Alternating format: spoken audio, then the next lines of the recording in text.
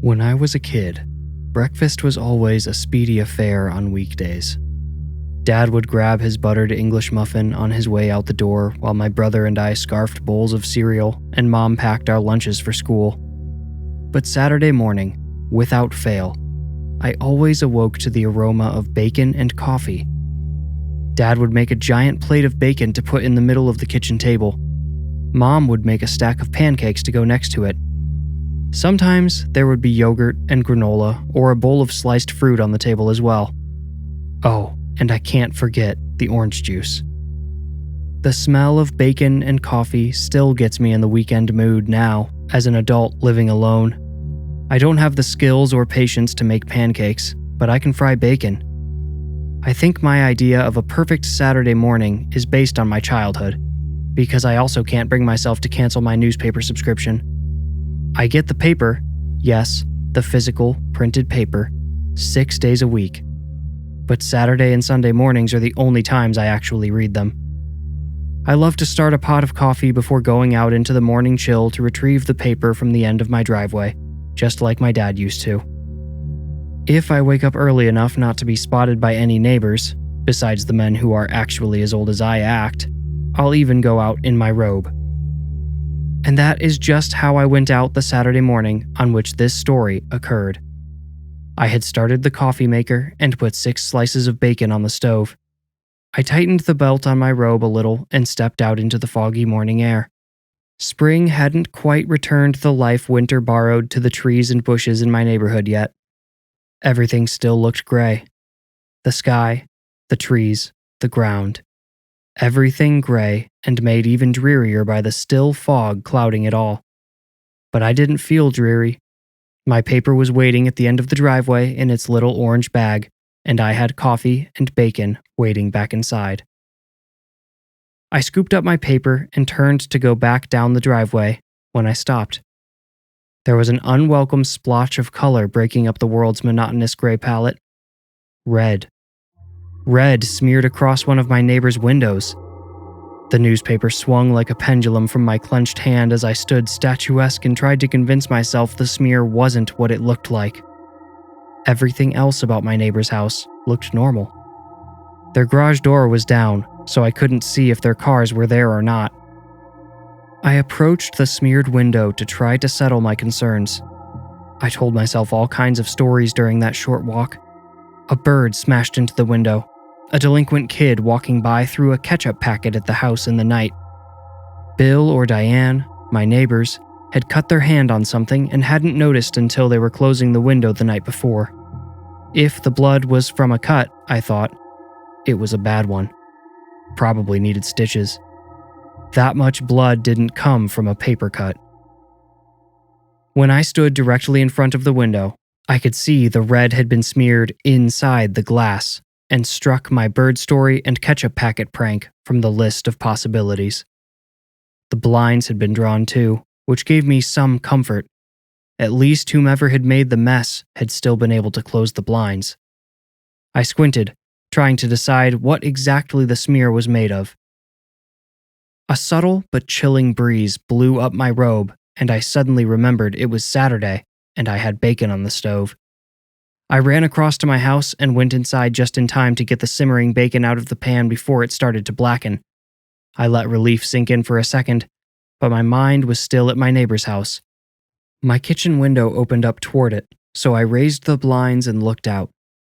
My house is set back a little from theirs, so I can partially see the rear side of their home from my kitchen window too. What I saw there made my hands go numb. The back door was hanging open in the fog. I went searching for my phone but couldn't find it. While looking, I paused only to put on some sweatpants and the t-shirt I'd worn the night before. Later, I would remember that I had set my phone up on one of my bathroom shelves when I had brushed my teeth and had forgotten it there. But when I couldn't find it quickly, I ran over to Bill and Diane's house instead. It didn't occur to me until much later that if a crime had been committed, the perpetrator could still be inside. I went to the front door because it was closest and knocked. There was no answer. I rang the doorbell. The bell's piercing tone seemed entirely inappropriate so early in the morning, but I didn't care. If Bill and Diane were mad at me but unharmed, I would be happy. They were good people. They loved the neighborhood. They loved each other. And they got along with everyone. When the doorbell couldn't rouse a response within the house, I went through the gate into their backyard and approached the gaping back door. The house was dark inside. Not one light had been turned on yet that morning, and Bill was usually an early riser like me. "Hello?" I called into the dark house. A voice replied, but not one I had been hoping for. Bill and Diane's cat mewed at me and emerged from the shadowy back hallway.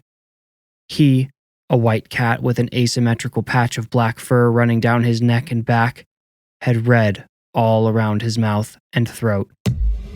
I swallowed hard and called out again. "Bill? Diane?" "Well, howdy, neighbor," Bill's voice came from behind me. I spun around to see him coming out of the garage's side door in his own robe with his own orange-bagged newspaper in hand.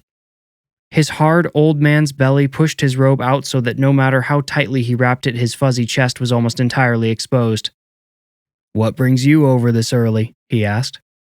"Your door," I said, pointing to the open back door. "It looked like someone might have broken in during the night." "Oh," Bill chuckled. "I probably left that thing open on my way out here. Appreciate you checking on us, though. Say, Diane's making pancakes if you want to join. Must get lonely over there all by yourself. We think about you sometimes, you know?" I smiled at him, about to turn him down, but then I remembered the bacon I had just finished cooking. Pancakes and bacon on a Saturday morning, just like when I was a kid. "How about I run home and grab the bacon I just cooked first?" I asked. "Oh, Diane's gonna kill me if my heart doesn't do me in first, but yes, son, go grab that bacon." Bill grinned like a little boy as he went inside. He called after me, "Just let yourself in when you come back." I couldn't believe I had been so worried. The friendly exchange with Bill had set me right at ease, and now I was looking forward to a wonderful meal and good company to kick off the weekend. The 180-degree turn the morning had just taken made me feel high. My head swam in swishing sludge that made me feel separate from the rest of my body as I walked through the gate. This feeling lingered longer than it should have, and as I wrapped the bacon in tinfoil, I wondered if I had a new reason to be worried. I paused in the kitchen for a minute to close my eyes and breathe deeply. After a minute or two, I managed to bring my mind back into my body. I went to the front door again when I returned to Bill and Diane's. I tried to let myself in like Bill had said, but the door was locked. Bill must have assumed I'd come to the back door again. On my way around the house, I passed the red-streaked window once more. I made a note to ask Bill and Diane about it. And the cat. Can't forget the cat. I found the back door still swinging open, which struck me as odd, but didn't stop me from going in. I closed the door behind me and almost hit the cat. I wish I could remember its name, as it ran through the narrowing gap and between my legs. It snuck down the hallway and disappeared. "I've got bacon," I called down the dark hallway. Still dark. That struck me as odd. I didn't smell pancakes cooking or hear the clinks and scrapes that usually accompany kitchen activities either. I called out, "Bill? Diane?" A clucking clock's even tempo was the only sound in the house for a few tense seconds. "Down here." Diane's voice finally came from behind a door and far away. She didn't sound very excited, and I hoped Bill hadn't prematurely invited me. I had been there often enough to know that door led down to the basement. Bill and Diane had a nice finished basement with a fully furnished den. It even had a pretty wooden bar where Bill would mix drinks for guests. They also had a kitchenette down there, and I wondered if that was where Diane was making pancakes for some reason. "You want me to leave the bacon in the kitchen?" I called down the stairs. No one replied, so I made an executive decision and went to the kitchen anyway. I could bring the bacon down later if we were going to eat in the basement for some reason. The countertops were spotless and everything was put away. It didn't look like anything had been touched since the night before, which included the coffee pot. It sat cold and dry in its cozy nook. I knew Bill and Diane were caffeine addicts like myself, so it didn't make sense to me why they hadn't also started their coffee maker first thing in the morning like me. Maybe they're trying to cut back, I reasoned. I set the plate of bacon down on the bare countertop and returned to the stairs, observing, as I walked, the unwelcoming stillness of the house. And if I paused, I noticed that gentle force that wanted to separate my mind had started tugging at my thoughts again. The feeling, I realized, was not unlike dreaming. It wasn't unpleasant, but it didn't make me feel safe either. As I looked down the stairs, it appeared no lights had been turned on in the entire basement. I hit the switch and went down. "Diane, you still down here?" I asked. No answer. "Bill?" No answer. By this time, I had become nervous. The feeling of being unwelcome I'd had upstairs not only increased, but evolved until I felt I was trespassing. I felt like I had stumbled into something dangerous, something I was not supposed to see. At the bottom of Bill and Diane's stairs are 3 doors, one to the left and 2 to the right. The one on the left goes into that big lounge I told you about. That's where I looked first. I opened the door into the dark lounge. As I presumed from the top of the stairs, not one light had been turned on. Diane was nowhere in sight, and certainly not in the quiet kitchenette. I whispered her name into the dark, but didn't expect or receive an answer. I shut the door again. One of the other doors led me into the laundry room, which I had never seen before. My polite nature told me I was intruding, but I had a bad feeling that it didn't matter. All of the strangeness was too much to write off, and I couldn't forget what had brought me over here in the first place. The longer it took me to find Bill and Diane, the more convinced I became that the smear on the window upstairs was blood, but also that no one had cut themselves accidentally. This is Miles. I hate to interrupt, but this would be a great time to hit the like button and subscribe to my channel if you haven't already. I promise you won't regret it. Now, for the rest of the story. As if to make sure I remembered the mystery that had brought me over, the cat rubbed against my leg and meowed. I wondered if he had been fed yet, and guessed probably not. He stayed on my heels when I left the laundry room. I checked the last door. I'd expected to find a bathroom, but instead opened it to find a walk-in pantry loaded with canned food, bags of rice and dried beans, sacks of flour, cases of water, tins of coffee. Bill and Diane could have lived for months off of what they had stored down there.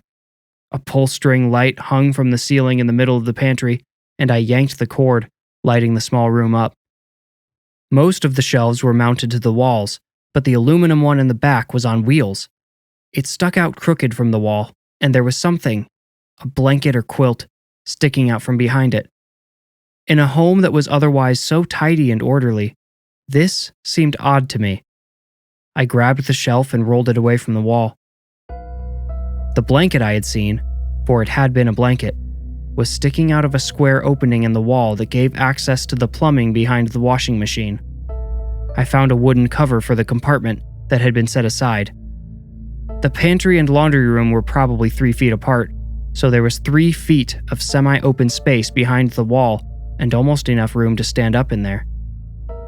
Within the compartment, I discovered 2 pillows, half a case of water, and dozens of open cans and bottles.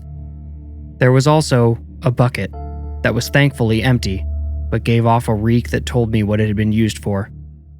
It was obvious someone had made this compartment into their home, and I didn't think that Bill or Diane would have fit through the opening. You hear stories about people hiding in other people's attics and basements, coming out at night to eat. I've seen harrowing videos online from security cameras catching people sneaking out of compartments just like the one I found, but you never think that stuff can happen to yourself or even someone you know. When I found the compartment, even though it was obvious what it was, I tried to come up with any other possibility, but the hideaway, plus the blood. I became afraid of what I might find if I went poking around upstairs, but not as afraid as I was of my next thought. If someone had been living in the basement and had murdered my neighbors, well, they might come back. And if I was here when they returned, would it be my blood smeared on a window next? I put my hand in my pocket to grab my phone and remembered I hadn't been able to find it. I knew Bill and Diane had a landline upstairs. I planned to call the police from there, then get out of the house as quickly as possible. I rolled the shelf back into place and made sure everything in the basement looked exactly the way I had found it before going back up the stairs. As I closed the basement door, my ears prickled. Metal groaned close behind me. Someone was turning the back doorknob. I froze. Could it be Bill or Diane? Might I have completely misunderstood what I had found in the basement? I didn't have time to answer these questions. I needed to hide. Whoever was coming through that door was going to see me in the hallway as soon as they walked in. The cat darted between my legs, almost making me scream. It ran, as if also retreating from the person at the back door, and slid through a door in the hallway that had been left cracked open. I didn't want to be alone, and figured a cat's company would be better than none. I followed it into the room, and closed the bedroom door just as the back door shut loudly. I instantly understood why the cat had gone into that room. Bill and Diane had not fed him that morning, at least, not in the traditional sense, and he was hungry. Blood had saturated the mattress and now dripped steadily onto the carpet. The cat licked at the spot beneath Bill's heavy body where he was squishing the wet mattress like a sponge. I thought I now knew why the cat's fur had been stained red, but apparently I had not yet seen the worst.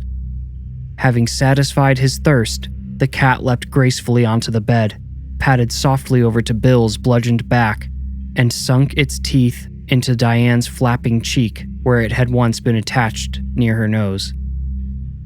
The heavy wrench that had done the damage to my neighbors' faces and torsos leaned on the wall near the door. I might have grabbed it for self-defense, but it was coated in black wads of congealed blood and hair. Bill still had his arm around Diane. He had died halfway on top of her, no doubt trying to absorb the blows intended for her. The scene played in my head. I tried to stop it, but my brain's remote had run out of batteries and wouldn't respond. The basement dweller had come up, apparently having had enough of hiding, or maybe feeling he would be discovered soon. He had entered the bedroom, perhaps waking the sleeping couple during his approach, perhaps not. Bill had thrown himself over Diane whenever he became aware of the attack, but once he was dead, his weight trapped her in place, easy prey for the maniac. Blood had sprayed from both of their heads all over the walls. There were lines of droplets across the ceiling where the wrench had flung blood as the killer raised it and brought it down again and again. I thought of the window and looked at it now. The blinds were clean, so they must have been closed after the murder. If I had happened to get up in the middle of the night for a glass of water, I might have watched the massacre from my kitchen window. I put this together later on, but I assume the killer must have tried to wipe the blood off the window, hence the smear, before closing the blinds. As I took in the scene, I wondered what I had talked to in the backyard if it hadn't been Bill. Or maybe it had been. Maybe it was his soul, still going about his Saturday morning routine. Did he know he was dead when we spoke? Probably not. Why would he have invited me to breakfast? And what about the voice in the basement? Diane had said, "Down here." Maybe she had been leading me to the little compartment where her murderer slept. Perhaps having suffered longer, her spirit was more knowledgeable of what had transpired the night before. Everything I've just told you, every observation and thought I'd had since closing the bedroom door, passed through my mind in under 10 seconds. Footsteps were coming down the hall. With horror, I realized the returning killer might want to check on his victims. As the cat tore off a bit of the back of Bill's hand and tossed it back, I slipped into the closet and slid the door shut as quietly as possible. Not a second later, the bedroom door opened. I couldn't see, but I could hear. There were no other sounds in the house to mask what was happening beyond the 1.5 inches of wood in front of my face. I feared the intruder might hear my blasting heartbeat if the air conditioner didn't turn on soon. The footsteps entered the bedroom and approached the bed. A man's tweaked voice laughed, "Oh, Dad, you'll suffocate her." There was a brushing of cloth, creaking springs, and a wet squelch. "Now there we are. Mom, are you all right, dear?" The man's high voice had an odd note of propriety to it. He sounded like a little girl addressing her imaginary tea party guests. The bed springs squealed even louder, then settled. I didn't want to picture it, but I was pretty sure the man had just climbed into bed next to the bodies. Sorry I ran off. I needed to clear my head after our little fight. I still love you both. Do you love me? There was a wet sucking sound as he kissed one of them. Oh, thank you, Mommy. He really was talking like a child. Like their child. Not only was this man a murdering psycho, he was completely delusional. Bill and Diane hadn't had any children. Due to circumstances that were matched in tragedy only by their deaths, the lovely couple had been unable to conceive. They had given their time to various community organizations instead. Daddy, have you had your coffee yet today? No? I can make it. I know how. The bed springs squealed again as the man got off and dashed to the door. Why don't you two get dressed while I go make the coffee? I can get your clothes out. Panic. Terror. Nowhere to run, nowhere to hide. I balled my fists and prepared to strike. The second that door opened, I'd catch the man off guard and make a break for the back door. I heard his finger slide into that little indentation in the sliding door. I heard him grunt, but the door wouldn't move. I felt something move beside me, saw the shadows next to me shift in the corner of my eye. I turned and saw the silhouette of a large man standing beside me in the dark. Bill. There was no way Bill would have fit in the closet in life, but his ethereal form had contoured as needed. Now he was holding the back of the door, keeping it shut. I heard the killer grunt again, then make a confused sort of whine. Diane's voice whispered in my ear, "Shh." The ghostly presences, friendly or no, made my stomach quiver and my hands shake. I wanted to scream and run out of that closet, but I forced myself to remain still and quiet. They were helping me. They were saving me. I couldn't help but feel afraid of them anyway, but I had to stay still. The killer took a couple of steps back. Bill's shadow shifted again in my periphery, and a shiver corkscrewed up my spine. Did you lock your closet? The killer asked in his childish voice. He laughed giddily, then said, Okay, have it your way. Stay in your pajamas if that's what you want. I'll go make the coffee now. Shuffling footsteps, then a brief squeak from the hinges. Do you want the paper, Dad? The killer's voice came from behind me and made me jump. I realized he was only in the hallway, on the other side of the wall. I was alone in the closet, completely alone. The spirits had vanished from sight. I took my moment of safety and solitude to choose my next move. I would probably only have a couple of minutes to get to the back door while he was making coffee in the kitchen. That's when I remembered the bacon. I had left everything in the house exactly as I'd found it except for that fresh plate of bacon that now sat on the kitchen counter. I remembered it right as the killer found it. What is this? I heard him ask. His voice sounded deeper, more like an ordinary man's all of a sudden. The sharp wrinkle of aluminum rattled through the house. He asked, How did this get here? The tinfoil stopped rattling. Footsteps pounded back in my direction before I could even think about slipping out of the closet. The footsteps stopped at the bedroom. Did you two invite someone over without telling me? The killer asked. He had revived his childish impression, but couldn't hide the hue of anger tinting his tone. And did I detect worry? He slammed the bedroom door and his steps pounded elsewhere. I wondered how long before he connected his surprise guest to the closet door that had resisted him. At least with the bedroom door closed, I could come out of the closet and not be spotted immediately. I slid the door open as quietly as I could and padded out onto the carpet. The cat must have obliviously followed the murderer. I could no longer hear him, the murderer, running about the house. There was a good chance that meant he had gone to the basement, but I didn't allow myself the comfort of that thought. I had to assume he could be close enough to open the bedroom door at any moment. I could either open the door myself and run, hoping I didn't bump into the murderer on the way, or I could go out the window. The blinds were still down, but I could picture my own house just on the other side of them. It was so close, but with such a complicated barrier. I accidentally glanced at the corpses beside me and immediately looked away, but my neighbors' bodies gave me an idea. Their ghosts terrified me almost as much as their killer, and a part of me was angry with them for tricking me into the house and the basement in the first place. But Bill had held the closet door closed and bought me some time. Maybe he hadn't been aware of the danger before. I wondered if he and Diane might help me again. I whispered, barely making any sound at all, "Do you know where he is?" In the stillness that followed, I felt like an idiot. What was I doing, talking to ghosts? But then the bed springs creaked. I caught myself just before allowing a deadly scream to escape my lungs. Diane's hand slid limply from her stomach to her side, and a breathy moan hissed from her throat.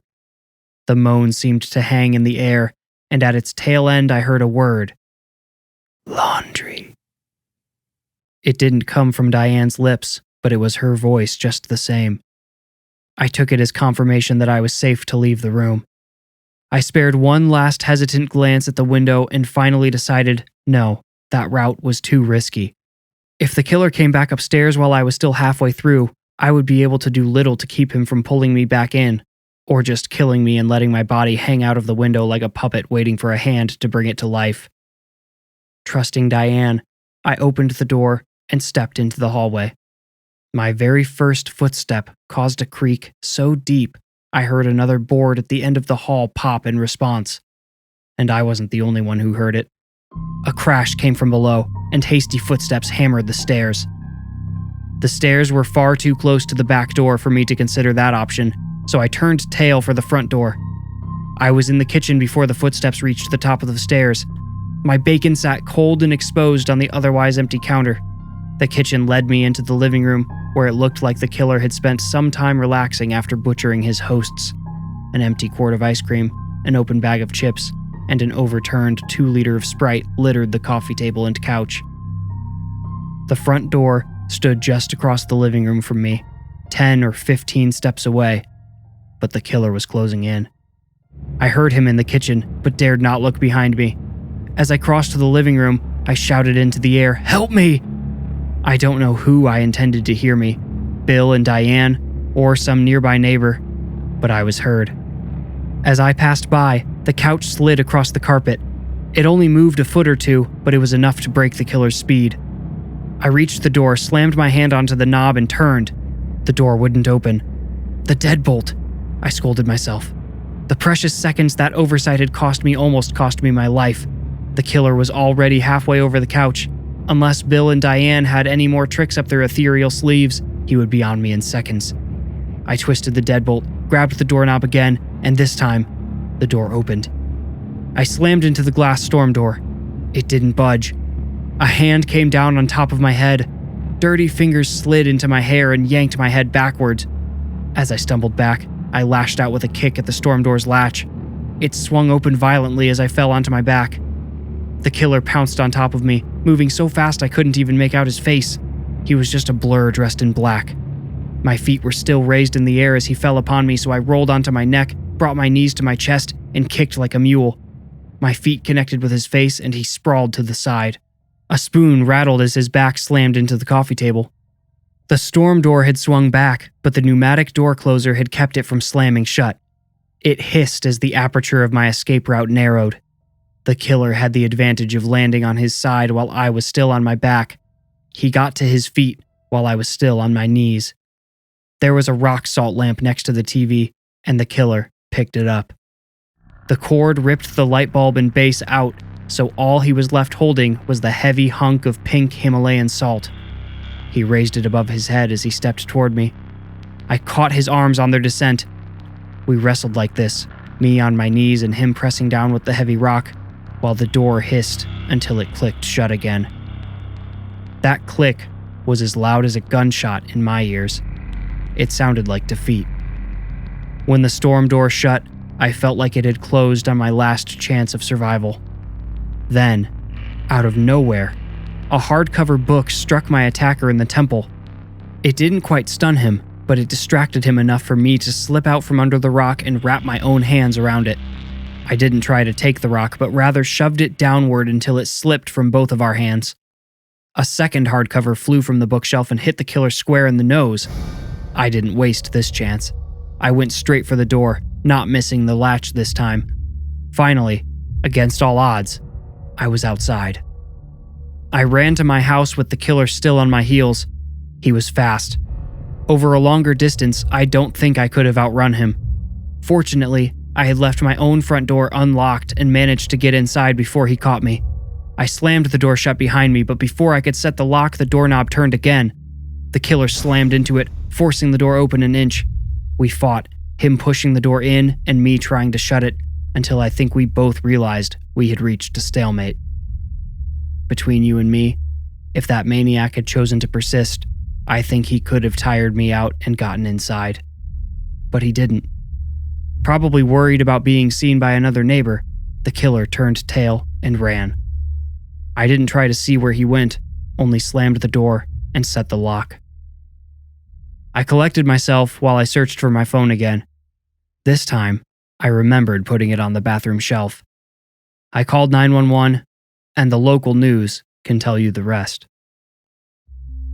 The police matched the killer's fingerprints and DNA to 4 similar killings across the country. They have yet to identify the man, but he always uses the same MO.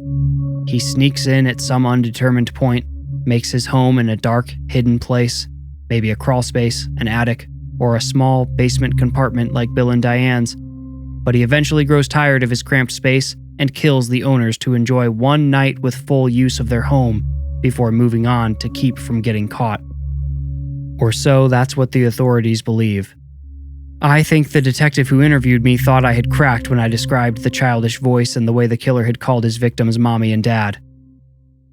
So, check all those little nooks and crannies in your home.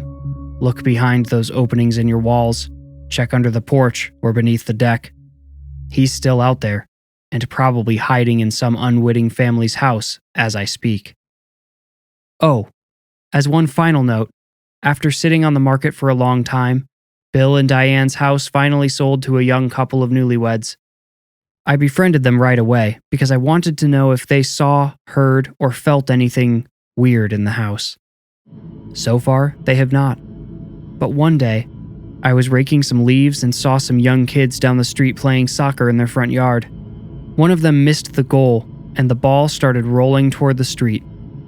The kid playing goalie ran after it, lost in his game and probably imagining himself in the center of some arena. But I saw the delivery truck barreling down the road. I tried to yell, but the truck's engine was too loud. The driver wasn't looking far enough ahead to predict the rolling ball's path or notice the oblivious child chasing after it. But the ball defied physics and came to a sudden stop inches from the curb. The child stumbled over it but landed safely in the grass as the delivery truck came to a stop. Neither child nor driver seemed to realize how lucky they were. And I wondered if it was luck that had saved them both, or just a neighborly old couple out there keeping an eye on things.